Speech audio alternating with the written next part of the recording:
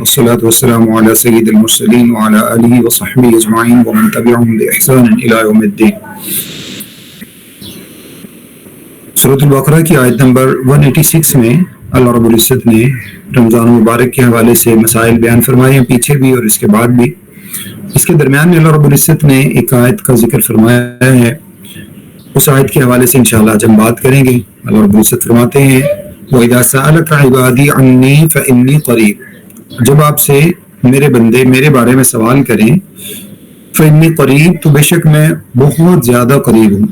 اجیب دعوت الداعی اذا دعان، میں قبول کرتا ہوں، اجیب کا معنی ہوتا ہے میں جواب دیتا ہوں، قبول کرتا ہوں دعوت الداعی، دعا کرنے والے کی دعا کو، اذا دعان، جب وہ مجھے پکارتا ہے، فَلْيَسْتَجِيبُوا لِي، پس لوگوں کو چاہیے کہ وہ بھی میری بات مانیں، میرے دین پر عمل کریں، وَلْيُؤْمِنُوا بِي، اور مجھ پر صحیح معنی میں ایمان لائیں جیسے ایمان لانا چاہیے، لَعَلَّهُمْ يَرْشُدُونَ، تاکہ وہ لوگ کامیاب ہو سکیں۔ اس آیت کریمہ سے ہمیں رمضان المبارک کی مناسبت سے خاص طور پر یہ بات سمجھ میں آتی ہے، اس سے پیچھے بھی اللہ رب العزت نے رمضان المبارک کے مسائل کا ذکر کیا ہے، روزے فرض کیے گئے، اس کا مقصد کیا ہے، اور اسی طرح سے اس کی تعداد کیا ہے، اور کون سے لوگ ہیں جو روزہ سے جن کو اللہ تعالیٰ نے جو ہے وہ استثناء قرار دیا ہے، جیسے مریض ہے یا مسافر ہے، اور اس کے بعد بھی مزید روزہ ہی کے احکام ہے جو اللہ رب العزت نے ذکر فرمائے۔ لیکن اس کے بیچ میں اللہ تعالیٰ نے اس آیت میں دعا کا بطور خاص تذکرہ کیا، تو اس سے یہ بات سمجھ آتی ہے کہ رمضان المبارک میں دعا کا روزہ کے ساتھ بہت گہرا تعلق ہے۔ دعا انسان کی زندگی میں بہت زیادہ اہمیت کی حامل ہے۔ اللہ رب العزت ارشاد فرماتے ہیں قرآن مجید میں وَقَالَ رَبُّكُمُ ادْعُونِي أَسْتَجِبْ لَكُمْ، اللہ رب العزت نے فرمایا کہ مجھے پکارو، میں تمہاری پکار کو سنتا ہوں، تمہاری دعاؤں کو سنتا ہوں اور اس کو قبول بھی کرتا ہوں۔ ان الذین یستکبرون عن عبادتی، یقیناً جو لوگ میری عبادت سے مجھ سے مانگنے سے تکبر کرتے ہیں، سیدخلون جہنم داخرین، ان قریب وہ جہنم میں داخل ہوں گے۔ اس کا معنی یہ ہے کہ اللہ رب العزت کو نہ مانگنے والے لوگ کبھی بھی پسند نہیں ہے، جو اللہ تعالیٰ سے دعائیں نہیں مانگتے، اللہ رب العزت کو ایسے لوگ بالکل بھی پسند نہیں ہیں۔ دعا جو ہے صحیح حدیث میں موجود، آپ نے ارشاد فرمایا کہ الدعاء سلاح المؤمن، دعا مومن کا ہتھیار ہے، الدعاء مخ العبادہ، ارشاد فرمایا نبی صلی اللہ علیہ وسلم نے دوسری حدیث میں دعا عبادت کا مغز ہے، یعنی جتنی بھی عبادات آپ کرتے ہیں جب تک اس میں دعا نہیں مانگی جاتی اس وقت تک وہ دعا سمجھ لیجئے کہ انسان کو صحیح معنی میں اس عبادت کی لذت حاصل نہیں ہوتی۔ اسی طرح سے فرمایا کہ الدعاء هو العبادہ، دعا ہی عبادت ہے۔ یعنی اللہ رب العزت نے دعا کو الگ سے بھی نبی صلی اللہ علیہ وسلم نے باقاعدہ عبادت قرار دیا ہے۔ تو دعا کا انسان کے ساتھ، انسان کی زندگی کے ساتھ بہت گہرا تعلق ہے۔ ہمیشہ انسان کو اللہ رب العزت سے دعائیں مانگتے رہنا چاہیے، انسان گناہ گار ہو یا نہ ہو، انسان سے کوئی گناہ سرزد ہوا ہے یا نہیں ہوا، اللہ رب العزت سے ہمیشہ انسان کو دعا ضرور مانگتے رہنا چاہیے۔ دعا سے انسان کو اپنے آپ کو کبھی بھی مستغنی نہیں کرنا چاہیے، انسان کبھی یہ نہ سوچے کہ مجھے دعا مانگنے کی ضرورت نہیں ہے۔ اللہ رب العزت نے فراوانی دی ہے تو بھی دعا مانگنے کی ضرورت ہے، اللہ رب العزت نے خوشحالی دی ہے تو بھی دعا مانگنے کی ضرورت ہے، اللہ رب العزت نے صحت عطا فرمائی ہے تو بھی دعا مانگنے کی ضرورت ہے، اللہ رب العزت نے مال عطا فرمایا ہوا ہے تو بھی دعا مانگنے کی ضرورت ہے۔ یعنی ہر طرح کی نعمتیں حاصل ہونے کے باوجود دعا مانگنے کی ضرورت ہے، اور اگر کوئی نعمت انسان کے پاس موجود نہیں ہے تو بھی انسان کو اللہ رب العزت سے دعا مانگنے کی ضرورت ہے۔ دعا سے انسان کبھی بھی اللہ سے مستغنی نہیں ہو سکتا۔ اللہ رب العزت نے بہت سارے نبیوں کی دعائیں ہمیں اسی وجہ سے سکھائی ہیں، جیسے زکریا علیہ السلام نے اللہ رب العزت سے دعا مانگی اور دعا یہ مانگی کہ اللہ رب العزت رب هب لي من لدنك ذرية طيبة انك سميع الدعاء، اے اللہ مجھے نیک اولاد عطا فرما، یقیناً تو دعاؤں کا قبول کرنے والا، سننے والا ہے۔ اور اس کے ساتھ اللہ تعالیٰ نے سورہ مریم میں آپ علیہ السلام کے حوالے سے فرمایا کہ جب انہوں نے دعا مانگی تو ساتھ میں یہ کہا کہ وَلَمْ أَكُنْ بِدُعَاءِ رَبِّكَ شَقِيًّا، اللہ رب العزت میں کبھی بھی آپ سے جب میں نے دعا مانگی ہے تو آپ سے دعا مانگنے کے بعد میں کبھی نامراد نہیں واپس ہوا، یعنی میں نے جو بھی آپ سے مانگا، جب بھی مانگا، آپ نے وہی مجھے عطا فرمایا، اور ویسا ہی اور تب ہی اللہ آپ نے عطا فرمایا۔ تو میں آپ سے دعا مانگنے سے کبھی بھی، ایک تو یہ ہے کہ ہمیشہ میں نے آپ سے دعا مانگی ہے، دوسرا یہ ہے کہ کبھی بھی ایسا نہیں ہوا کہ میں نے آپ سے مانگا ہو اور مجھے ملا نہ ہو۔ تو اس سے یہ بات ہمیں سمجھ میں آتی ہے کہ اللہ تعالیٰ کے جتنے بھی نبی ہیں انہوں نے اللہ تعالیٰ سے ہمیشہ دعائیں مانگی۔ اور دعائیں مانگنے سے کیا ہوتا ہے، دعائیں مانگنے سے کیا ہوتا ہے، صحیح حدیث میں موجود ہے، نبی صلی اللہ علیہ وسلم فرماتے ہیں کہ اگر لوگ اللہ تعالیٰ سے مانگنا چھوڑ دیں تو اللہ رب العزت ان لوگوں کو ختم کر دے اور ان کی جگہ پر دوسرے لوگوں کو لے آئے جو گناہ کریں، اور گناہ کرنے کے بعد اللہ تعالیٰ سے بخشش مانگے۔ تو گناہ کرنا انسان کی فطرت ہے، اس کا معنی یہ نہیں ہے کہ انسان گناہ کرے، لیکن چونکہ انسان کی فطرت ہے، انسان سے گناہ سرزد ہو جاتا ہے، غلطی ہو جاتی ہے، خطا ہو جاتی ہے، تو وہ غلطی اور خطا سرزد ہونے کے بعد اللہ تعالیٰ سے دعائیں انسان کو مانگنی چاہیے، اللہ تعالیٰ سے جو ہے وہ انسان کو اپنے تعلق کو مضبوط بنانا چاہیے۔ سیدنا ابراہیم علیہ الصلوۃ والسلام جب بیت اللہ کی تعمیر کر رہے تھے، وَإِذْ يَرْفَعُ إِبْرَاهِيمُ الْقَوَاعِدَ مِنَ الْبَيْتِ وَإِسْمَاعِيلُ رَبَّنَا تَقَبَّلْ مِنَّا إِنَّكَ أَنْتَ السَّمِيعُ الْعَلِيمُ۔ جب ابراہیم علیہ الصلوۃ والسلام بیت اللہ کی تعمیر کر رہے تھے، ساتھ میں آپ کے اسماعیل علیہ الصلوۃ والسلام بھی تھے، تو اس وقت آپ علیہ الصلوۃ والسلام نے اللہ تعالیٰ سے ربنا تقبل منا انك انت السميع العليم وتب علينا انك انت التواب الرحيم، اے اللہ رب العزت ہم سے قبول فرما دے اور تو بہترین قبول کرنے والا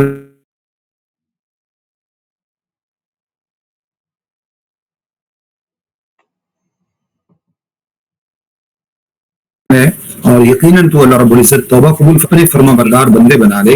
اور یہ سب دعائیں اللہ رب العزت سے آپ علیہ الصلوۃ والسلام نے مانگی۔ السلام علیکم اللہ، اس طرف ابراہیم علیہ السلام نے اسی طرح سے آدم علیہ السلام کو جب اللہ رب العزت نے، جب آپ علیہ السلام شیطان کے وسوسے میں آنے کی وجہ سے جب وہ درخت کھا بیٹھے جو اللہ تعالیٰ نے کھانے سے منع کیا تھا، تو فوراً اللہ رب العزت سے دعا مانگی، ربنا ظلمنا انفسنا وان لم تغفر لنا وترحمنا لنکونن من الخاسرین، اے اللہ رب العزت یقیناً ہم نے اپنے اوپر ظلم کیا ہے، اور اللہ رب العزت اگر تو نے ہمیں نہیں بخشا، تو نے ہماری جو ہمارے اوپر رحم نہیں کیا، تو اللہ رب العزت اے اللہ رب العزت اگر تو نے ہمیں بخشا نہیں، تو نے ہمارے اوپر رحم نہیں کیا، تو اللہ رب العزت یقیناً ہم تو خسارہ پانے والوں میں سے ہو جائیں گے۔ تو اس سے یہ بات سمجھ آتی ہے کہ انسان کو ہمیشہ جب اللہ تعالیٰ کے نبیوں نے دعائیں مانگی ہیں تو پھر ہمیں بھی اللہ رب العزت سے ہمیشہ دعائیں مانگنی چاہیے۔ یونس علیہ الصلوۃ والسلام سے متعلق اللہ رب العزت نے کتنی زیادہ ظلمتوں میں، کتنے زیادہ اندھیروں میں آپ علیہ الصلوۃ والسلام گھرے ہوئے تھے، یعنی بالکل ہیلپ لیس ہو گئے، ظاہری طور پر سورس لیس ہو گئے، کوئی سورسز موجود نہیں ہیں اس وقت، کسی طرح کی کوئی کمیونیکیشن جیسا کہ آج کل موجود ہے، یہ سب کچھ نہیں تھا جب آپ علیہ الصلوۃ والسلام مچھلی کے پیٹ میں تھے۔ مختصر آپ کی جو مطلب ہسٹری ہے وہ یہ ہے کہ جب آپ علیہ الصلوۃ والسلام اپنی قوم سے ناراض ہو کر چلے گئے، تو قوم سے ناراض ہونے کے بعد اللہ تعالیٰ کی طرف سے ابھی آپ کو اجازت نہیں تھی کہ آپ قوم کو چھوڑ کر چلے گئے ہیں۔ آپ علیہ الصلوۃ والسلام گئے اور ایک کشتی میں بیٹھے، تو کشتی اتفاق سے پہلے ہی اوور لوڈ تھی۔ کشتی جب دریا کے درمیان میں پہنچی تو اس نے ملاح نے کہا، جو اس کا پائلٹ تھا، اس نے کہا کہ اب جو ہے وہ ہمیں کسی ایک بندے کو قربانی دینی پڑے گی، ورنہ یہ ہے کہ ہماری کشتی ڈوب جائے گی اور ہم سب ڈوب جائیں گے۔ پہلے انہوں نے کچھ سامان اس میں سے اتارا، لیکن اس کے بعد جب پھر بھی مسئلہ نہیں حل ہوا تو پھر اس کے بعد انہوں نے قرآن اندازی کی۔ اب قرآن اندازی میں ایک مرتبہ یونس علیہ السلام کا نام نکلا، دوسری مرتبہ یونس علیہ السلام کا نام نکلا، تیسری مرتبہ یونس علیہ السلام کا نام نکلا، جس سے سب لوگوں نے آپ کو کہا کہ آپ سمندر میں، دریا میں چھلانگ لگا دیجئے تاکہ کشتی والے محفوظ رہ سکیں۔ اب اللہ تعالیٰ کی حکمت اسی میں تھی، آپ علیہ الصلوۃ والسلام نے چھلانگ لگائی، فوراً مچھلی نے آپ کو اچک لیا اور مچھلی نے اپنے پیٹ میں آپ کو نگل لیا۔ اب یہاں سے ذرا اندازہ لگائیں، جیسے اللہ رب العزت نے سورہ نور میں یہ بات ارشاد فرمائی ہے، بحر لجی یغشاہ موج من فوقہ موج من فوقہ سحاب، سمندر کے اندر کتنی گہرائیاں ہوتی ہیں، ظلمتوں پر ظلمتیں، اندھیروں پر اندھیرے ہوتے ہیں، پھر اس کے اندر نیچے ویوز پر بے ویوز ہوتی ہیں، جیسا کہ ابھی پچھلے دنوں ریسنٹلی ہم نے وہ واقعہ سنا ہے جس میں وہ ٹائٹین جب وہ مطلب اس میں ڈوب گئی تھی سمندر میں اور وہاں پہ اس کو ڈسٹرائی ہو گئی، تو اس وقت جب وہ بعد میں جو ریسرچرز گئے تو انہوں نے جا کے بتایا کہ وہاں پہ تقریباً 2.5 کلومیٹر سطح سمندر سے نیچے یعنی نیچے جو ہے وہ پانی سے نیچے 2.5 کلومیٹر تک، اور پھر ایک سے اوپر دوسری جو ہے وہ لیئر ہے، پانی کی لیئرز ہیں، پھر وہاں پر ٹمپریچر ڈفرینٹ ہے. تو یہ ساری چیزیں اللہ رب العزت نے قرآن مجید میں پہلے سے بتا رکھی ہیں. تو اتنی زیادہ ظلمتوں کے باوجود مچھلی کے پیٹ کا اندھیرا ہے، سمندر کا اندھیرا ہے، پانیوں کا اندھیرا ہے، اس سب کے باوجود اللہ رب العزت نے وہاں پر آپ علیہ الصلوۃ والسلام کو یہ سکھایا کہ آپ اللہ تعالیٰ سے دعا مانگیں. آپ علیہ الصلوۃ والسلام نے دعا مانگی.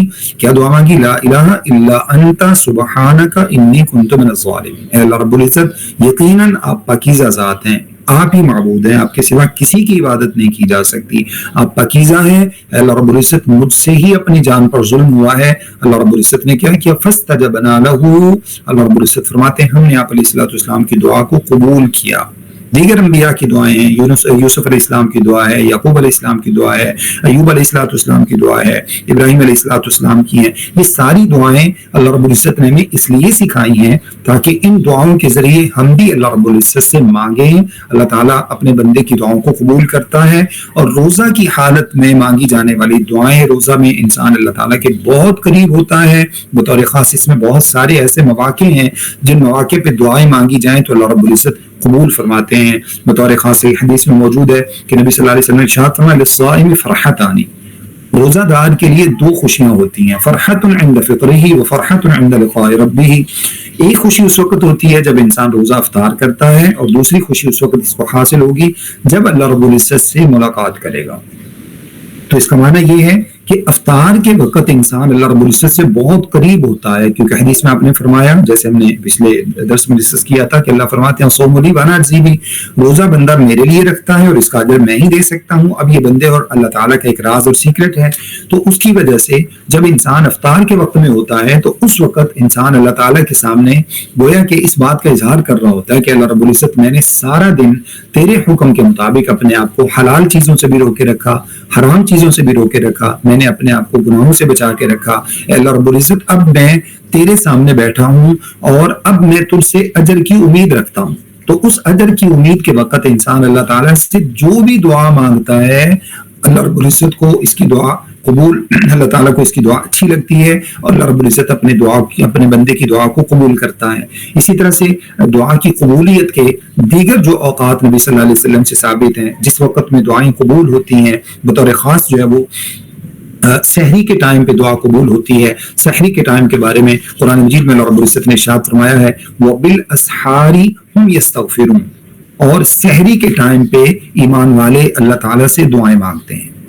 اس وقت اللہ رب العزت دعاؤں کو قبول فرماتے ہیں. اور صحیح حدیث میں کیا موجود ہے؟ اللہ کے نبی صلی اللہ علیہ وسلم ارشاد فرماتے ہیں کہ جب رات کا پچھلا پہر ہوتا ہے تو پچھلے پہر میں ينزل اللہ تعالی الى السماء الدنیا، اللہ رب العزت 7ویں آسمان کے اوپر اللہ رب العزت کا عرش ہے، 7ویں آسمان سے اللہ رب العزت نیچے تشریف لاتے ہیں پہلے آسمان پر. یہ جو ہمیں آسمان نظر آتا ہے یہ آسمان دنیا کہلاتا ہے. اس آسمان دنیا پر یہ اسٹارز، یہ مون، اور یہ اسی طرح سے جو ہے نا وہ یہ سن، یہ ساری چیزیں ہمیں، یہ جتنے بھی سیارے ہیں یہ پہلے آسمان پر ہمیں نظر آتے ہیں. یہ پہلے آسمان کو اللہ رب العزت نے ان کے ذریعے سے زینت عطا فرمائی ہے، اور دنیا میں ہمیں ان کے ذریعے مختلف طرح سے فیسیلیٹیٹ کیا ہے جو ہم اس سے فائدہ اٹھاتے ہیں، جیسے انرجی حاصل ہوتی ہے، روشنی حاصل ہوتی ہے، ستارے جو ہیں وہ آسمان کی خوبصورتی کا ذریعہ ہیں. تو یہ ساری چیزیں اللہ رب العزت نے چاند کے ذریعے، بہت سارے فروٹس جو ہیں وہ چاندنی راتوں میں اللہ تعالیٰ کے حکم اور قدرت کی وجہ سے ان کے اندر رس جو ہے وہ بنتا ہے. اگر چاندنی راتیں ان کو حاصل نہ ہوں تو بہت سارے فروٹس ہیں جن میں رس پیدا نہیں ہوتا. یہ اللہ تعالیٰ کی حکمتیں ہیں. تو خیر یہ ہمیں آسمان دنیا پہ نظر آتا ہے. تو اللہ تعالیٰ آسمان دنیا پر تشریف لاتے ہیں. آسمان دنیا پر تشریف لانے کے بعد اللہ تعالیٰ کی طرف سے ایک فرشتہ مقرر کر دیا جاتا ہے، وہ ینادی فی السماء، وہ آسمانوں میں آوازیں لگاتا ہے، زمین کے اندر آوازیں لگاتا ہے. وہ کہتا ہے کہ اللہ تعالیٰ کی طرف سے آواز دی جا رہی ہے حل من مستغفر اغفر لہ، ہے کوئی بخشش مانگنے والا کہ میں اس کو بخشوں. حل من مسترزق ارزق لہ، ہے کوئی رزق مانگنے والا کہ میں اس کو رزق عطا فرما دوں. اب کتنے ہی ہمارے دلوں کے اندر ارمان ہوتے ہیں، کتنے ہی شکوے ہوتے ہیں، کتنی پریشانیاں ہوتی ہیں. یہ ساری کی ساری پریشانیاں اس وقت اللہ رب العزت کی طرف سے باقاعدہ آواز لگائی جاتی ہے کہ اپنی پریشانیاں لے کر آؤ تاکہ میں تمہاری پریشانیاں حل کر دوں. اپنی وہ جو تمہاری حاجات ہیں وہ ساری حاجات میرے پاس لے کر آؤ، اپنی ضروریات لا کر میرے سامنے رکھو، تاکہ میں وہ تمہاری ضروریات ساری پوری فرما دوں. کسی کو بخشش چاہیے میں تمہیں بخش دوں. اور اللہ رب العزت کتنا بخشتے ہیں انسان کو، کتنا اللہ رب العزت معاف کرتے ہیں، کتنا زیادہ اللہ معاف فرماتے ہیں. قرآن مجید کی آیت ہے جس میں اللہ رب العزت ارشاد فرماتے ہیں قل یا عبادی الذین اسرفوا علی انفسہم لا تقنطوا من رحمت اللہ ان اللہ یغفر الذنوب جمیعا. اللہ رب العزت نے ارشاد فرمایا نبی صلی اللہ علیہ وسلم آپ میرے بندوں سے کہہ دیجئے جنہوں نے اپنے اوپر ظلم کیے ہیں، جنہوں نے اپنے اوپر زیادتیاں کی ہیں، کوئی ان سے کوتاہی ہو گئی ہے، غلطی ہو گئی ہے، خطائیں ہو گئی ہیں، ان سب کو کہہ دیجئے کہ وہ میری رحمت سے مایوس نہ ہوں، میری رحمت سے مایوس نہ ہوں. کیوں؟ ان رحمتی وسعت کل شیء. دوسری آیت میں فرمایا میری رحمت ہر چیز کے اوپر وسیع ہے. ان سے کہو کہ میری رحمت سے مایوس نہ ہوں. ان اللہ یغفر الذنوب جميعا. اللہ تمام کے تمام گناہوں کو معاف کر دیتا ہے، تمام گناہوں کو اللہ رب العزت بخش دیتا ہے. اور وہ تو بخشنے والی ذات ہے. کفل کا واقعہ ہم نے سنا ہوا ہے. اسی طرح سے بنی اسرائیل کا وہ بندہ جس نے 99 قتل کیے تھے، پھر اس نے کسی سے مسئلہ پوچھا، اس نے کہا نہیں تمہاری تو بخشش نہیں ہے، کیونکہ یہاں تو ایک گناہ کی بخشش، ایک قتل کی بخشش نہیں ہے اور تم نے تو 99 کر رکھے ہیں. تو اس نے کہا جہاں 99 معاف ہوں گے وہاں پہ جو 100واں ہوگا وہ بھی معاف ہو جائے گا. تو اس نے اس کو جو ہے وہ اس کو بھی قتل کر دیا. پھر اس کے بعد کسی عالم ربانی کے پاس گیا، اس سے جا کر اس نے پوچھا تو اس نے کہا جب تک آپ کے نرخوے سے آواز نہیں آتی، جب تک آپ کے اوپر موت کی غشی طاری نہیں ہوتی، تب تک اللہ رب العزت نے توبہ کا دروازہ کھلا رکھا ہوا ہے اور ہر گناہ اللہ رب العزت معاف فرما دیتے ہیں. تم اللہ تعالیٰ سے معافی مانگو. سب سے پہلے اپنی سوسائٹی چینج کرو. جس سوسائٹی میں رہتے ہو، جس سوسائٹی میں رہتے ہوئے تمہیں جو ہے نا وہ قتل کے بارے میں احساس پیدا نہیں ہوا اور آج تم 100 قتل کا ارتکاب کر چکے ہو، سب سے پہلے سوسائٹی بدلو. اس معاشرے کو چھوڑ دو، اس علاقے کو چھوڑ دو، اس بستی کو چھوڑ دو. تو یہاں سے سمجھ آتی ہے کہ اگر انسان توبہ کرنا چاہتا ہے تو سب سے پہلے انسان کیا کرے؟ اپنی سوسائٹی بدلے. اگر آپ توبہ کرنے کے بعد دوبارہ پھر پہلے انہی دوستوں میں بیٹھیں گے جو دوست اللہ تعالیٰ کی نافرمانی کرتے ہیں، شراب پیتے ہیں، باقی ساری چیزیں گناہ کرتے ہیں اور اس طرح کے معاملات کرتے ہیں، تو پھر آپ توبہ پہ برقرار نہیں سے رہ سکیں گے. لہٰذا اس سوسائٹی کو چینج کریں، وہ کسی بھی طرح کی ہے. اگر اللہ نہ کرے آپ کو جو ہے نا وہ اپنے کسی رشتہ دار کی وجہ سے ایسا پرابلم کا سامنا کرنا پڑ رہا ہے کہ آپ گناہ میں جا رہے ہیں، دوست کی وجہ سے آپ جا رہے ہیں، کسی ایسے جو ریلیشن کی وجہ سے آپ گناہ میں جا رہے ہیں اور آپ توبہ کرنا چاہتے ہیں اور آپ چاہتے ہیں کہ اس کے بعد آپ گناہ کی طرف نہ جائیں، تو پہلی بات یہ ہے کہ آپ اس سوسائٹی کو چھوڑ دیں. وہ شخص نے اس سوسائٹی کو چھوڑا اور پھر اس کو کہا کہ اب تم نیک لوگوں کی بستی میں چلے جاؤ. اب وہ نیک لوگوں کی بستی کی طرف جانے کے لیے نکلا.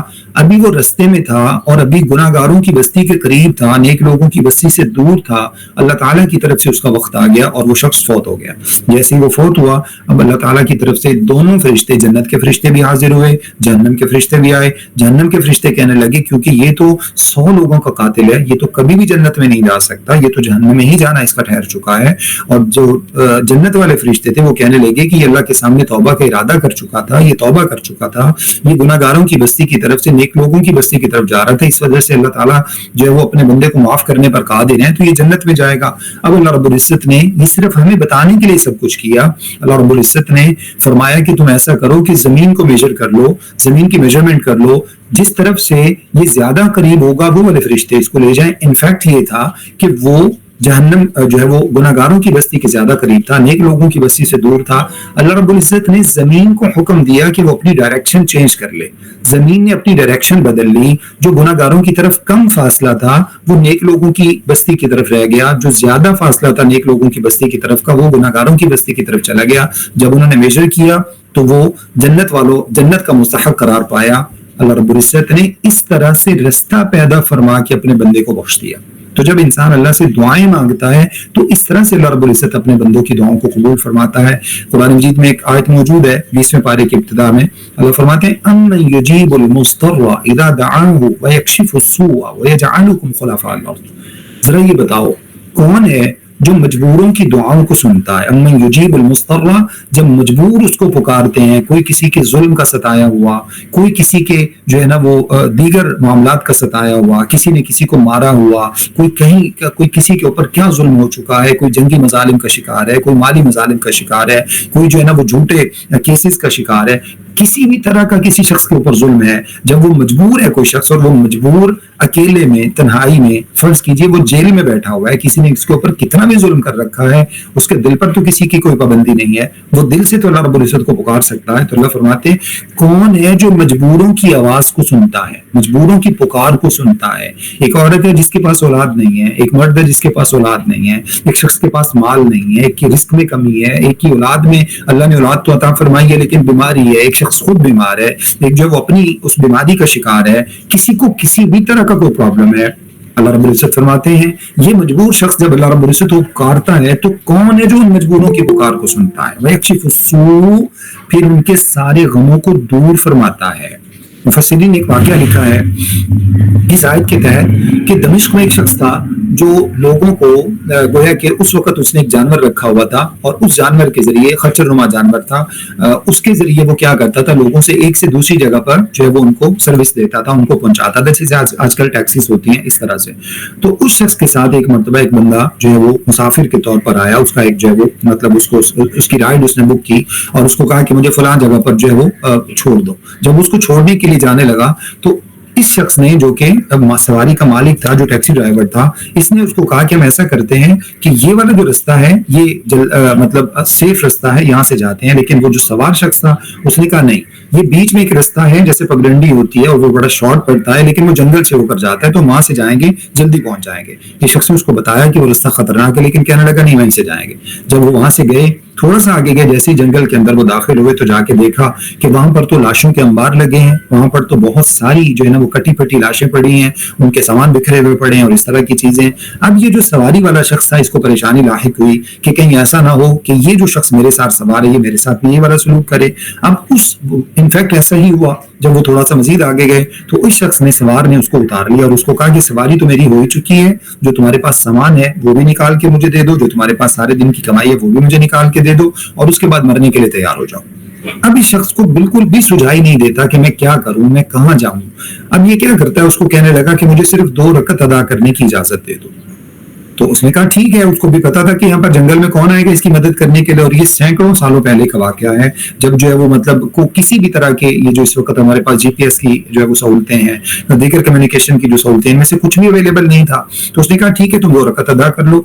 अब वो शख्स कहने लगा, बाद में उसने अपना वाकया खुद बताया, कहने लगा कि जब मैंने नमाज के लिए जो है वो नीयत बांधी तो मैं नमाज में कोशिश कर रहा हूँ कि किसी तरह से मुझे कोई दुआ याद आए, लेकिन मुझे नमाज में कुछ भी सुझाई नहीं देता, जबकि तलवार सर पे लटक रही है कि अभी मुझे 2 रकत के बाद कत्ल कर दिया जाएगा। तो ऐसे खौफ में क्या इंसान को याद रहता है। कहने का आखिरकार मुझे यही आयत याद आई, अम्मन युजीबुल मुस्तर्रा, कौन है जो मजबूरों की पुकार को सुनता है, वयक्शिफुस्सूआ, फिर उनकी तकलीफों को दूर करता है। कहने लगा बस ये आयत, हालांकि ये दुआ नहीं है, कहने लगा ये कलिमात मैंने अपनी जुबान से पढ़ना शुरू किए, अब मैं आगे कुछ और सोच रहा हूँ तो फिर भी कुछ याद नहीं आ रहा, लिहाजा मैं इसी आयत को ही बार बार रिपीट करता गया, रिपीट करता रहा। कहने लगा भी मैंने 1 रकत मुकम्मल की है तो अचानक मुझे थोड़ी सी पीछे से खटपट की आवाजें आने लगी, मैंने महसूस किया कि जैसे पीछे कुछ मूवमेंट है, और उसके बाद कहने लगा फिर मैंने एक बंदे के गिरने की आवाज सुनी, जैसे मैंने गिरने की आवाज सुनी तो मैंने फौरन नमाज तोड़कर उसकी तरफ देखा, तो वो जो कातिल था, वो जो डाकू लुटेरा राइड लेकर आया था, ये शख्स जो है वो नीचे गिरा हुआ था और एक सफेद कपड़ों में मलबूस कोई शख्स उसने जो है वो कत्ल किया था। कहने लगा वो जा रहा था इसको कत्ल करने के बाद, तो मैंने फौरन भाग के उसका दामन पकड़ा, उस सफेद जो है वो मलबूस कपड़ों वाले का, और उसको मैंने बुला के पूछा, मैंने कहा अल्लाह के बंदे तू कौन है जो फरिश्ता बनकर यहाँ पर मेरे पास आया है और आके तूने मुझे जो है वो इस बंदे से कत्ल होने से बचाया है। तो उसने कहा कि जिसको तूने इस मजबूरी के आलम में, तन्हाइयों में, जंगलों में पुकारा है, मुझे उसी अल्लाह रब्बुल इज्जत ने भेजा है। गोया कि अल्लाह ताला की तरफ से फरिश्ता मुकर्रर किया गया, उस फरिश्ते ने आकर अल्लाह रब्बुल इज्जत के हुक्म से अपने बंदे की मदद की।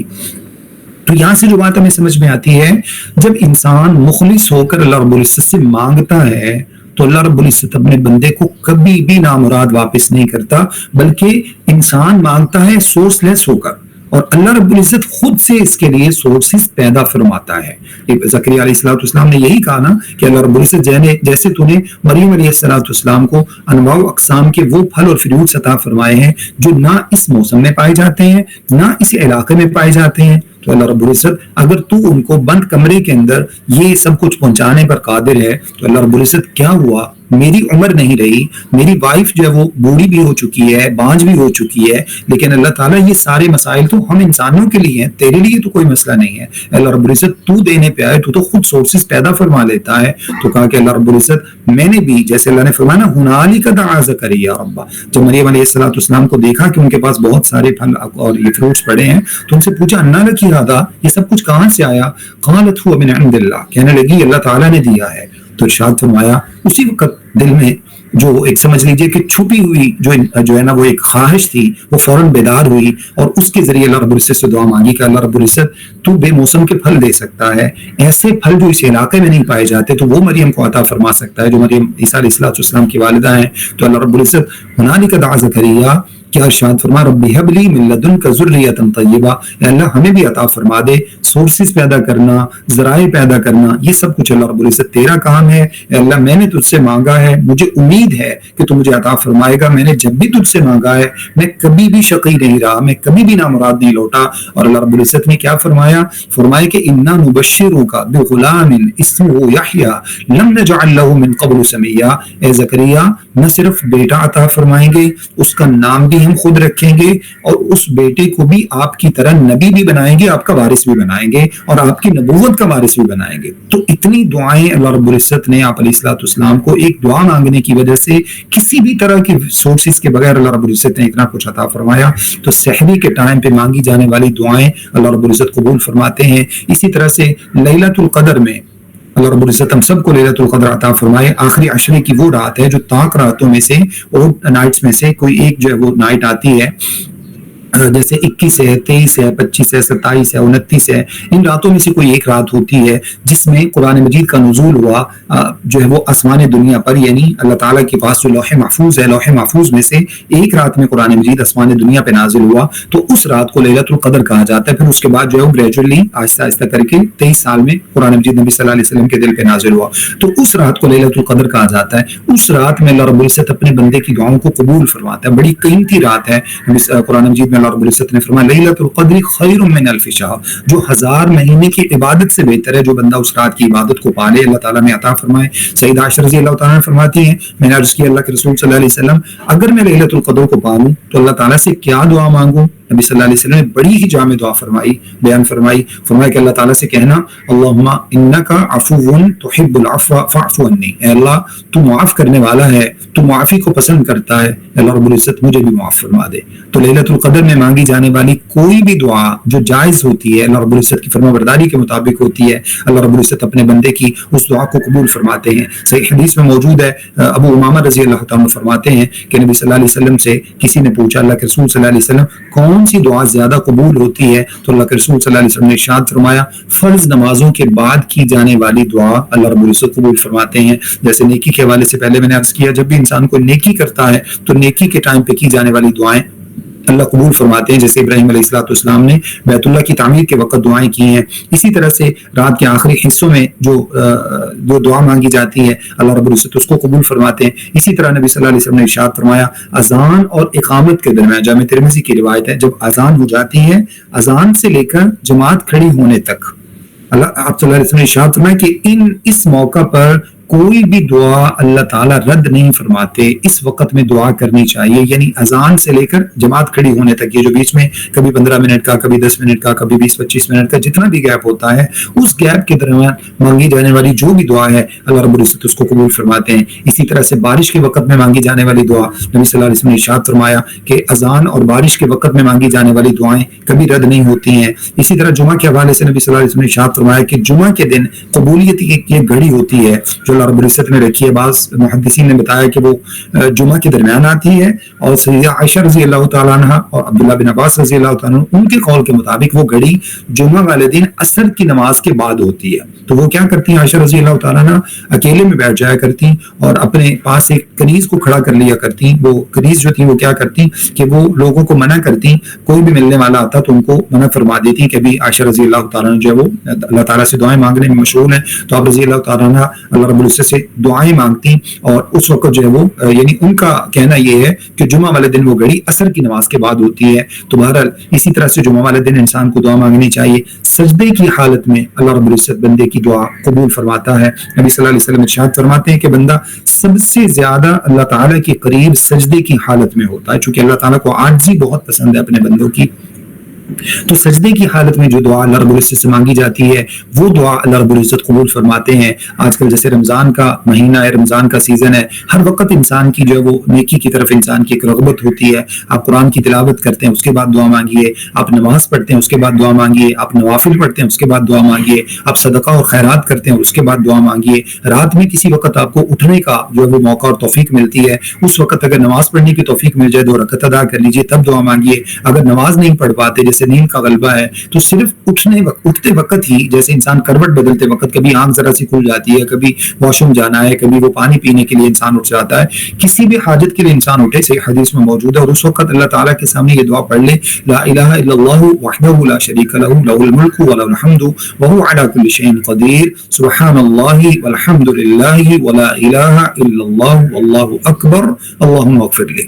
یہ دعا پڑھ لی، یہ کلمات کے ساتھ اللہ کے نبی صلی اللہ علیہ وسلم ارشاد فرماتے ہیں اگر بندہ اللہ تعالیٰ سے اس وقت 2 رکعتیں پڑھ لے تو اللہ نماز قبول فرما لیتے ہیں۔ اللہ سے جو بھی اس وقت میں بندہ مانگ لے اللہ رب العزت وہ سب اس کو عطا فرما دیتے ہیں۔ تو یہ اوقات ہیں جن اوقات میں مانگی جانے والی دعائیں اللہ رب العزت قبول فرماتے ہیں۔ اسی طرح سے ایک اور بات جو سمجھنے کی ہے، بعض لوگ دعا کے وقت جو ہے وہ مختلف طرح کے وسیلے ڈالتے ہیں، تو کون سے ایسے وسیلے ہیں جو دعا کے لیے استعمال کیے جا سکتے ہیں؟ قرآن و حدیث کے اندر اس کے بارے میں بہترین قسم کی رہنمائی موجود ہے۔ سب سے پہلے اللہ رب العزت نے قرآن مجید میں ارشاد فرمایا وَلِلَّهِ الْأَسْمَاءُ الْحُسْنَى فَادْعُوهُ بِهَا، اللہ تعالیٰ کے بڑے ہی خوبصورت نام ہیں، اللہ کو اس کے ناموں کے ساتھ پکارو، اس کا نام لے لے کر پکارو۔ جیسے اللہ رب العزت نے اپنے بہت سارے نام قرآن میں ذکر فرمائے ہیں، واللہ الذی لا الہ الا هو عالم الغیب والشہادہ هو الرحمن الرحیم، واللہ الذی لا الہ الا هو الملک القدوس السلام المؤمن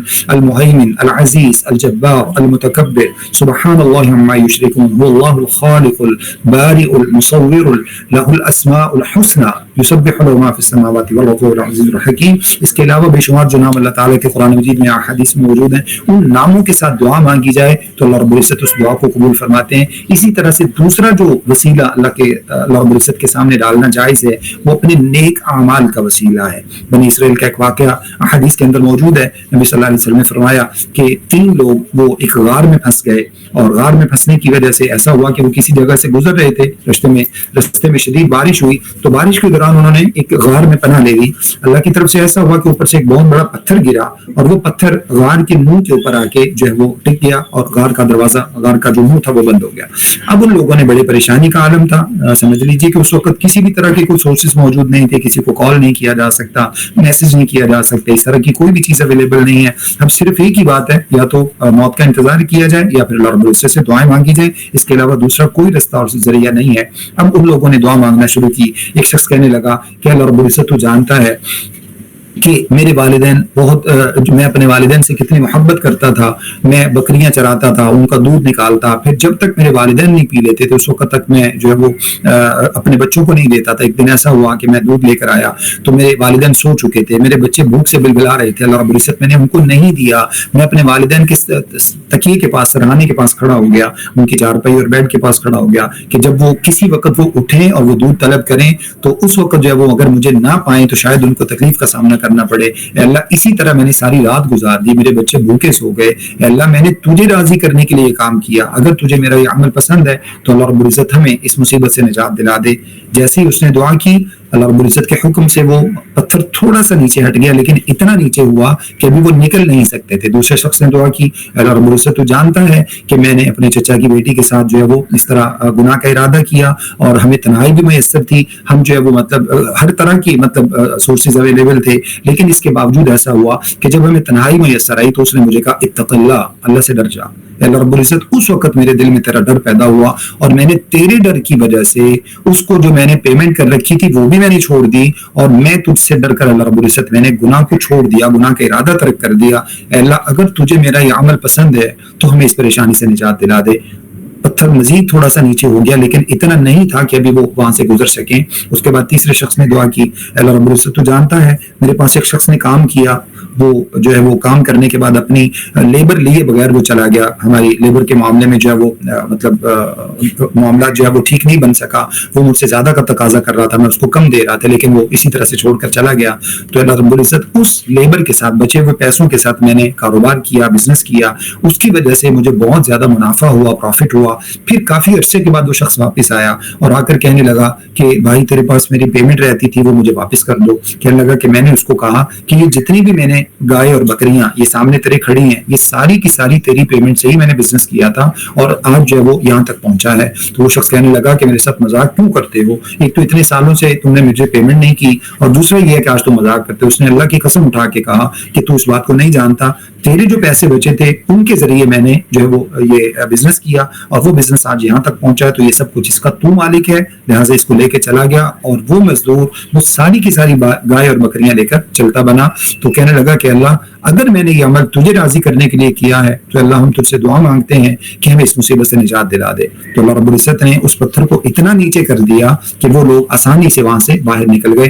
تو اپنے جائز نیک اعمال کا وسیلہ اللہ رب العزت کے سامنے ڈالنا چاہیے. تیسرا جو جائز وسیلہ ہے وہ نیک لوگوں سے دعا کروانا. نبی صلی اللہ علیہ وسلم سے لوگ دعائیں کرواتے تھے, جیسا کہ خطبہ جمعہ میں ایک شخص آیا اور آ کر کہا کہ اللہ کے رسول صلی اللہ علیہ وسلم میں جو ہے نا وہ مال ہلاک ہو گئے, رستے جو ہے نا وہ بالکل پٹ چکے ہیں اور بارش جو ہے وہ نہیں ہو رہی, تو اللہ کے رسول اللہ سے دعا کیجیے اللہ رب العزت بارش برسا دے. آپ صلی اللہ علیہ وسلم نے فوراً ہاتھ اٹھائے خطبہ کے دوران اور دعا کی تو اللہ رب العزت نے ایسی بارش برسائی, اس سے پہلے بارش کی کوئی آثار نہیں تھے. صحابہ کہتے ہیں کہ ہم باہر نکلے تو ہمیں اچانک جو ہے وہ نظر آیا کہ صرف ایسا جو ہے وہ بادل کا ٹکڑا آیا جس نے صرف مدینہ کو اپنے جو ہے نا وہ اس میں لپیٹ میں لے رکھا ہے, اور اس نے اچانک وہ برسنا شروع کر دیا.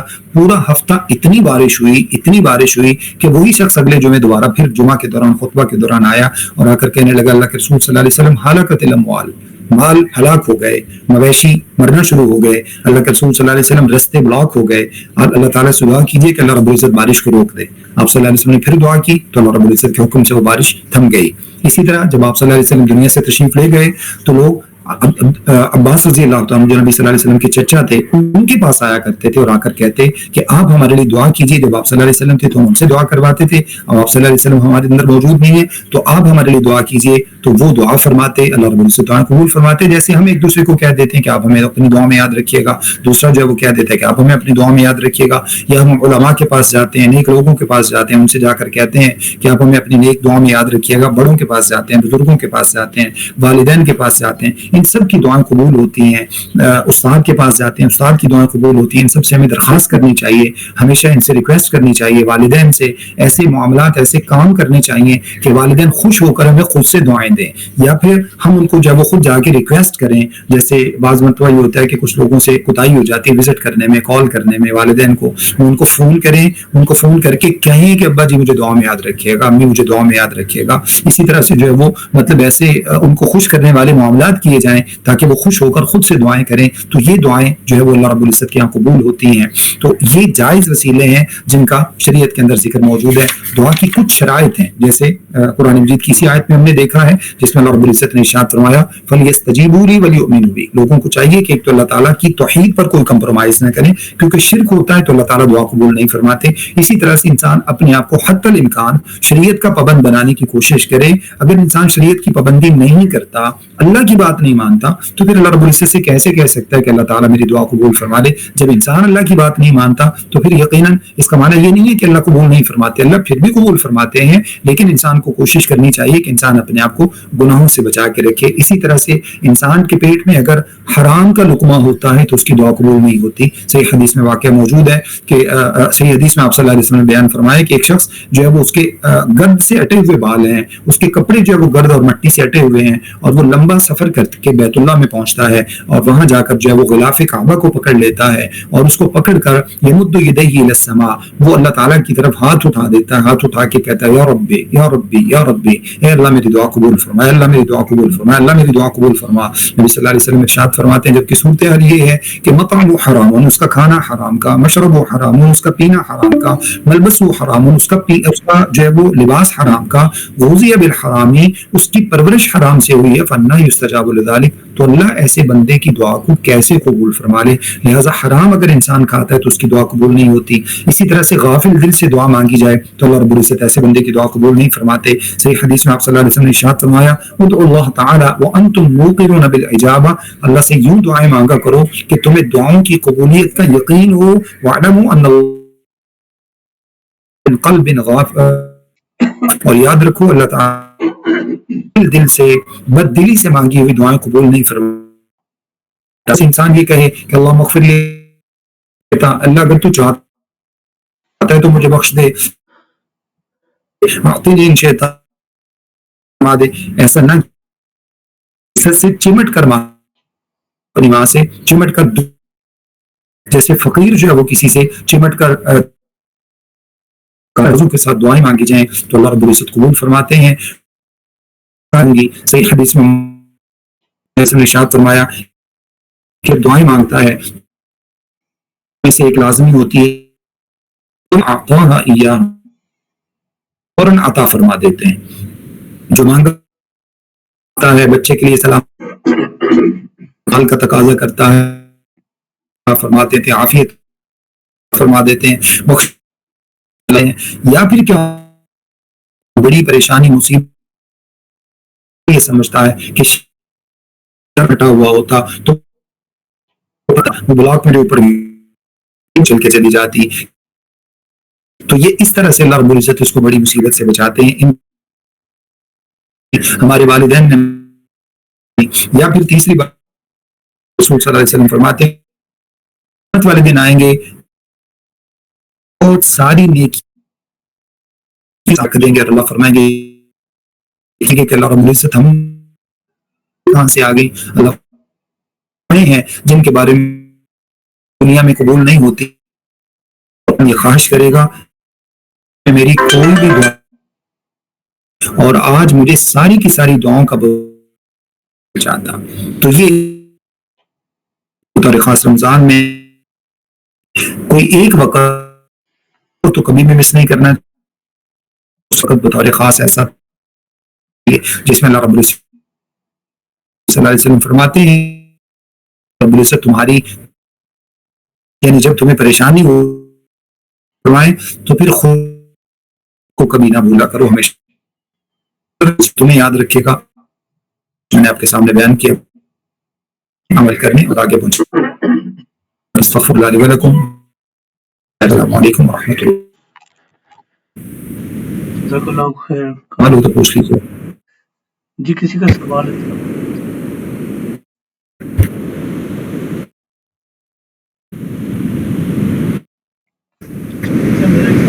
مجھے کسی نے پوچھا تھا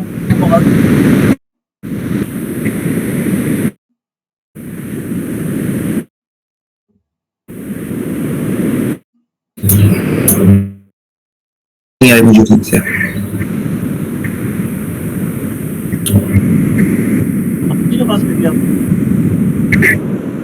جی ابھی آ رہی ہے. اچھا میرا سوال تھا یہ جو پاکستان میں ایک پوسٹ اسٹارٹ ہوئی تھی کہ پہلا اشرا دوسرا نجات کا، تو اللہ نے تو قرآن میں شاہدین کی بات، تو اشروں کی تو بات ہے ہی نہیں سی، لیکن یہ جی بالکل فوکس کر دیتے ہیں کہ جی یہی ہے، کیونکہ وہ ہر دن جیسے ابھی آپ نے بتائی کہ اس کے بارے میں کہ تمہارا سنتے آ رہے ہیں ویسے ہی چل رہا ہے، اس طرح لوگ اس پہ بلیو کرتے ہیں. جی بالکل میں بتا دیتا ہوں اس بارے میں. دیکھیں سب سے پہلی بات تو یہ کہ یہ جو حدیث بیان کی جاتی ہے نا، پہلا عشرہ جو ہے نا وہ رحمت کا، دوسرا مغفرت کا، اور تیسرا جہنم سے آزادی کا. اب دیکھیے اگر پہلا عشرہ فرض کیجیے رحمت کا ہے، اور اس عشرے میں اگر انسان اللہ تعالیٰ سے بخشش کی دعا مانگتا ہے تو کیا اللہ تعالیٰ فرمائیں گے چونکہ رحمت کا عشرہ ہے لہٰذا بخشش نہیں مانگ سکتے؟ دوسرے عشرے میں اگر کوئی رحمت کی دعا مانگتا ہے تو اللہ تعالیٰ اس کو یہ کہیں گے کیونکہ اب یہ اس کا بخشش کا عشرہ سٹارٹ ہو چکا ہے، اب جو ہے وہ تم رحمت نہیں مانگ سکتے. تو یہ اللہ تعالیٰ کی رحمت کو محدود کرنے والی بات ہے. یہ حدیث ٹھیک نہیں ہے، یہ حدیث اصل میں ضعیف ہے اور لوگوں کی زبانوں پر معروف ہو گئی ہے. جیسے آپ کو شاید یاد ہوگا لاسٹ ٹائم ہم نے اللہم انی لک صمت وبک آمنت وعلیک توکلت وعلی رزقک افطرت، تو یہ دعائیں اس طرح کی، اور ایون کہ اللہ تعالیٰ ہمیں ہدایت دے، اس کا تو کچھ نہ کچھ ضعیف حدیث میں وجود ہے اس دعا کا. ایک اور دعا ہے نا وبصوم غد نویت من شہر رمضان، یہ اپنی زبان میں بنائے ہوئے الفاظ ہیں، یعنی جو ہے نا وہ ایکسنٹ بھی اس کا عربک نہیں ہے، ایسے بنائے ہوئے الفاظ ہیں. وہ بھی سومی غدن نویت، اور میں جو ہے نا وہ اس روزے کی غدن کل کے روزے کی نیت کر رہا ہوں. اور کل کا مطلب کیا؟ آپ فجر میں اٹھے ہوئے ہیں. یہاں پہ تو جو عربک پوائنٹ آف ویو سے مغرب میں جو ہے نا وہ دن سٹارٹ ہو جاتا ہے، پہلے رات آتی ہے پھر دن آتا ہے، تو آپ کہہ رہے ہیں میں کل کے روزے کی نیت کر رہا ہوں، مطلب وہ چیز لاجیکل بھی نہیں ہے. تو اسی طرح سے بہت ساری چیزیں ایسی جو ہے نا ہمارے اندر معروف ہو گئی ہیں جن کا شریعت سے تعلق نہیں ہے. تو اللہ تعالیٰ کی رحمت کو، مغفرت کو، جہنم سے آزادی دینے کو محدود کرنے والی بات ہے. یہ حدیث ٹھیک نہیں ہے، اور اس کا جو ہے نا وہ اسی طرح سے اس کی الگ الگ دعائیں جو سکھا دی گئی ہیں وہ الگ الگ دعاؤں کی ضرورت نہیں ہے. وہی دعائیں پورے مہینے آپ کسی بھی وقت مانگ سکتے ہیں. ٹھیک ہے چلو. اچھا ایک اور سوال ہے اعتکاف سے متعلق. یہ مردوں کی جو مسجد میں اعتکاف کی جاتا ہے تو ضروری وہ پورے 10 دن ہی ہو یا انسان فلیکسیبل ہو سکتا ہے؟ دیکھیں نبی صلی اللہ علیہ وسلم سے مختلف دنوں کا اور جو ہے وہ کم دنوں کا اعتکاف کرنا بھی ثابت ہے، لیکن رمضان میں جو سنت اعتکاف ہے وہ 10 دن ہی ہے. سنت اعتکاف آپ صلی اللہ علیہ وسلم نے پہلا اشرہ بھی اعتکاف کیا ہے، پہلے 20 دن بھی اعتکاف کیا ہے، اور آخری اشرہ پھر دوسرا اشرہ بھی اعتکاف کیا ہے، پھر تیسرا اشرہ بھی اعتکاف کیا ہے. اور دیگر اس کے علاوہ صحابہ کرام سے ایسی باتیں جو ہے وہ ایسے آثار منقول ہیں جس میں وہ کم دنوں کا اعتکاف کر لیا کرتے تھے، تو وہ نفل اعتکاف کہلاتا ہے. وہ آپ 3 دن کی نیت کر سکتے ہیں، آپ 5 دن کی نیت بھی کر سکتے ہیں، آپ 1 دن کی نیت بھی کر سکتے ہیں. نفلی اعتکاف میں کوئی حرج کی بات نہیں ہے. البتہ سنت اعتکاف جو آپ صلی اللہ علیہ وسلم ہمیشہ سے کرتے تھے وہ 10 دن کا ہی ہے، تو کوئی حرج نہیں ہے. کم دنوں کا اعتکاف اگر کوئی کرنا چاہے، جیسے اس کو جاب سے باقی چیزوں سے فرصت نہیں مل پاتی، تو اگر 1 دن بھی اس کو اللہ کے لیے مل جاتا ہے کہ وہ اللہ تعالیٰ کی عبادت کرنا چاہے تو اس پر کوئی پابندی نہیں ہے. وہ 1 دن کے لیے اپنے آپ کو مسجد میں روک لے. باقی مسجد میں اعتکاف کرنا ضروری ہے. ویسے آپ اپنے آپ کو گھر پہ روکتے ہیں 1 آدھ دن کے لیے اور کہتے ہیں کہ میں اللہ کی عبادت کے لیے رک رہا ہوں، ایک الگ چیز ہے. لیکن اعتکاف جو ہے وہ قرآن مجید میں اللہ نے فرمایا انتم عاکفون فی المساجد. جب تم مسجدوں میں اعتکاف میں ہوتے ہو تو خواتین کا اعتکاف ہو یا مردوں کا اعتکاف ہو، یہ مسجد میں ہی ہوتا ہے. گھروں میں خواتین کا اعتکاف کرنا بھی جائز نہیں ہے. صحیح حدیث میں موجود ہے کہ پہلے نبی صلی اللہ علیہ وسلم نے پہلی مرتبہ جب جو ہے نا وہ ایک مرتبہ ایسا ہوا کہ آپ صلی اللہ علیہ وسلم نے مسجد نبوی کے اندر اپنا خیمہ لگوایا، تو آپ صلی اللہ علیہ وسلم کے ساتھ جو ہے نا وہ سیدہ عائشہ رضی اللہ تعالیٰ نے اجازت مانگی، آپ نے ان کو اجازت دے دی. پھر ایک اور سے زوجہ محترمہ نے اجازت مانگی، آپ نے ان کو دے دی. ان کا دیکھا دیکھی جو ہے نا وہ کئی ازواج مطہرات نے آ کر اپنے خیمے لگا دیے. آپ صلی اللہ علیہ وسلم نے سب کے خیمے اٹھوا دیے. وہ جو سب کے خیمے اٹھوائے تھے وہ اصل میں دیکھا دیکھی ہونے کی وجہ سے اٹھوائے تھے، ورنہ ان سب نے مسجد نبوی میں ہی اپنے خیمے لگائے تھے. تو جو ہے وہ آپ صلی اللہ علیہ وسلم کی دنیا سے تشریف لے جانے کے بعد آپ صلی اللہ علیہ وسلم کی ازواج مطہرات نے بھی جب بھی اعتکاف کیا مسجد نبوی میں ہی کیا. مسجد کے علاوہ اعتکاف کا کوئی کنسیپٹ نہیں ہے. گھر میں اعتکاف نہیں ہوتا. میں نے ویسے کہا کہ آپ اپنے آپ کو عبادت کے لیے جیسے لوگوں نے گھر پہ جگہ بنائی ہوتی ہے جائے نماز اور مصلی کے طور پر، قرآن کی تلاوت کے لیے خاص پوائنٹ کیا ہوا، اچھا ذرا بچوں کو بھی اس سے اویئرنیس ہوتی ہے، وہاں بیٹھ کر آپ جو مرضی عبادت کریں، لیکن آپ اس کو اعتکاف نہیں کہہ سکتے.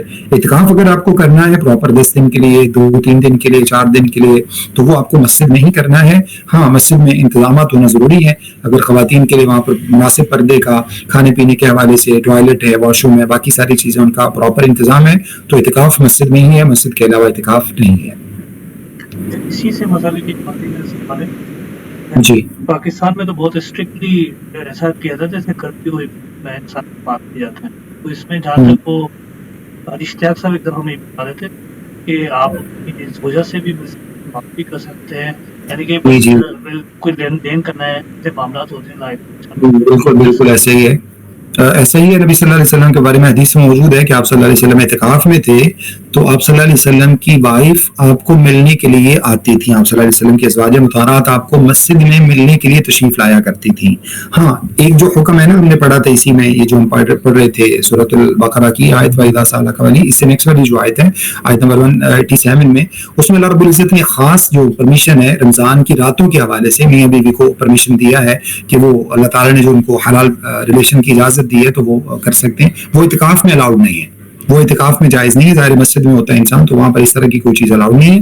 باقی یہ ہے کہ اگر وائف آ جاتی ہے ملنے کے لیے، آدھا گھنٹہ بیٹھی ہیں، 1 گھنٹہ بیٹھی ہیں، تو وہ اس میں کوئی حرج کی بات نہیں ہے، مل سکتا ہے. بلکہ نبی صلی اللہ علیہ وسلم تو اعتکاف ہی کی رات ان کو واپس اپنے گھر پہ بھی چھوڑنے گئے. تو جیسے آپ نے بتایا نا کرفیو جیسی کیفیت، تو اب یہاں سے آپ اندازہ لگائیں کہ ان کو گھر پہ چھوڑنے گئے، اپنی وائف کو دروازے کے پاس چھوڑ کر آئے.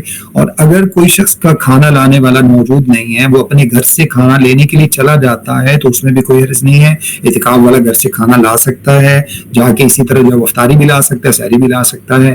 دیگر اگر اس کی کوئی ضروریات ہیں، جیسے اس کو قضاء حاجت کے لیے آج کل تو الحمدللہ چیز اویلیبل ہے مسجدوں میں، پہلے جیسے ہوتا تھا دیہاتوں میں جو ہے نا وہ ٹوائلٹ وغیرہ نہیں ہوتے تھے یا باہر ہوتے تھے، تو وہ بندہ ظاہر ہے اپنی حاجات پوری کرنے کے لیے جا سکتا ہے. اسی طرح سے اپنے چہرے کو لپیٹ کے رکھنا اور اس طرح کی چیزیں کرنا کہ وہ مجھے نور حاصل ہوگا، نور اصل میں عبادت کا ہوتا ہے. خیمہ لگانا ضروری ہے، خیمے کے بغیر اعتکاف نہیں کرنا چاہیے. آج کل ایک اجتماعی اعتکاف کی جو ہے وہ کیفیت پیدا ہو رہی ہے، میرا خیال ہے یہ مناسب نہیں ہے، کیونکہ اس میں جو ہے نا وہ انٹرٹینمنٹ اور تفریح اس طرح کی جو ہے نا وہ ایلیمنٹ زیادہ آ جاتا ہے.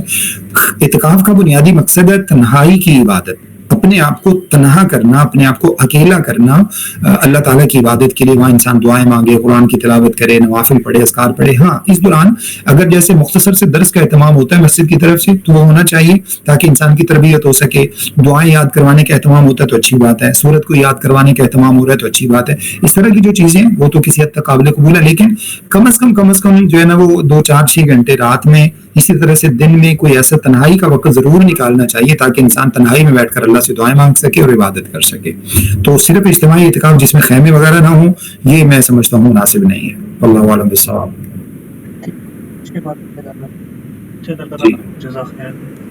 جی قاری صاحب، میرا ایک سوال تھا. السلام علیکم. یہ آپ نے گنتی پوری کرنے کے حوالے سے جو قرآن کی آیت کوٹ کی تھی، تو اس میں یہ مجھے پوچھنا تھا کہ جیسے ہم یہاں یورپ میں روزے رکھ رہے ہیں، پھر اگر ہم سفر کر کے پاکستان آتے ہیں تو کیونکہ وہاں ایک روزہ لیٹ چل رہا ہے، تو اس طرح دیکھا جائے تو سفر میں ہم نے روزہ نہیں رکھا، پھر ہم وہاں پہنچ گئے، ہم نے روزے وہاں پاکستان میں کنٹینیو کیے اینڈ تک، تو گنتی تو اس طرح پوری ہو گئی لیکن روزہ ایک چھوٹ گیا کیونکہ سفر میں نہیں رکھا تھا.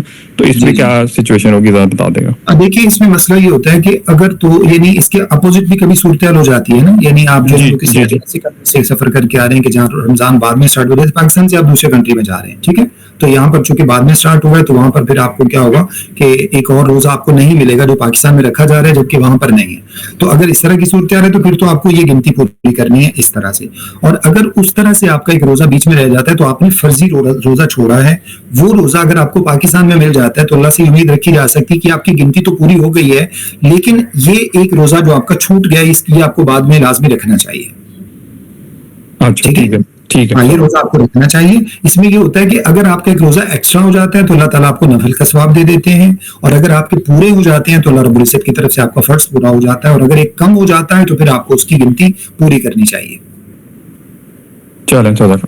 جی ٹھیک ہے، میں حضرت ٹائم آپ بالکل، جزاک اللہ خیر. دعا میں یاد رکھیے گا، سوچی دعا میں سب لوگ مجھے بھی یاد رکھیں تنہائیوں میں، افطاری اور سحری میں اور باقی اوقات میں انشاءاللہ. ابھی کوشش کروں گا سب کو دعا میں یاد رکھوں. جزاکم اللہ خیرا. السلام علیکم و رحمۃ اللہ وبرکاتہ.